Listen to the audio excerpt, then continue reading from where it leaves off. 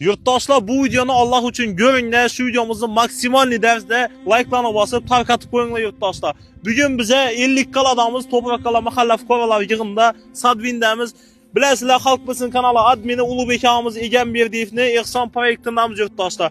G'anapamizni bilasizlar va uning farzandlari Oybekchana juda ham katta yordam kerak, O'zbekiston xalqini yordami kerak yurtdoshlar. Shu videoni blogerlardan ham iltimos etamiz, repost qilib istoriyalarga qo'yinglar, iltimos. Farzandlar yurtdoshlar sakır kasalligini, qandli diabet kasalligini chalingan ekanlar. 16 sakır degani bu ozmuncha narsa emas yurtdoshlar. Dushmanim yo'q, lekin dushmanim bo'lsam ravo ko'rinmay yurtdoshlar. 16 sakır bo'lgan ekan.